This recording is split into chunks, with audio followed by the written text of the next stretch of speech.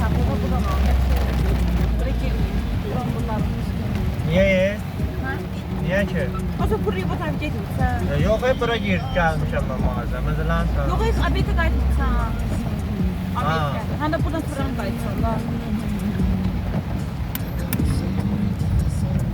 Ay sağ ol. Hindi değil orada kapattığı falan sıkıyorsun. Obada. Ha.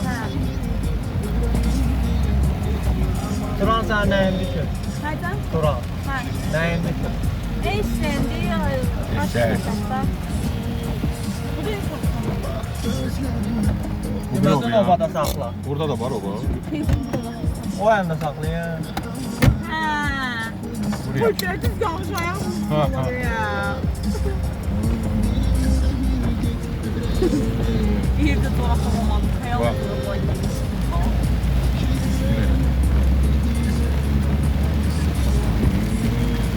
Çayımız var terbiyesiz. Ben sayaya elini giyerim ben abi. Yok iyi. Ha bu. Ha.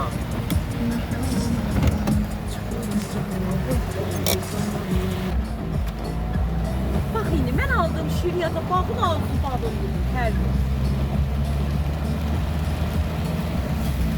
Bu var bak bu şiriyat. Bunda ne etsin yani değişmiyor olmadı. Aa. Çok tatlı değil. Pendiri değil. Şakalatlı da içi. Çok beşekli. O cürbəcür orada pendiri ne bileyim. Şişir. Ben görmürəm. Sen oradan bak. Ne işin? Bir tane Bir var. tane maşın geldi.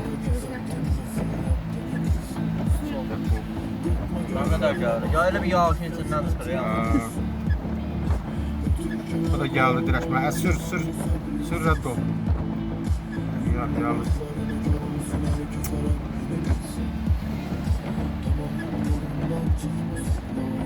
Sür tabi sür. Yo.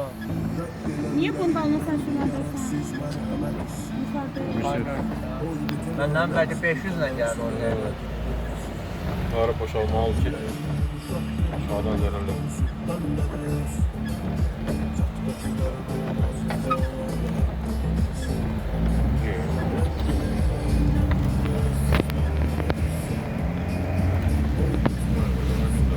Bura var ya.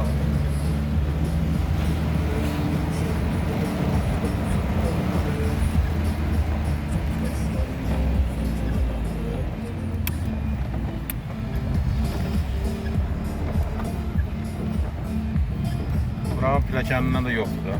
Ömür bu. O Ortasında, plakanı ben yandırmışım. İlk işte olduğunu olmuyor. sanki bu ortasından bassun var ha. İçeride. Orası.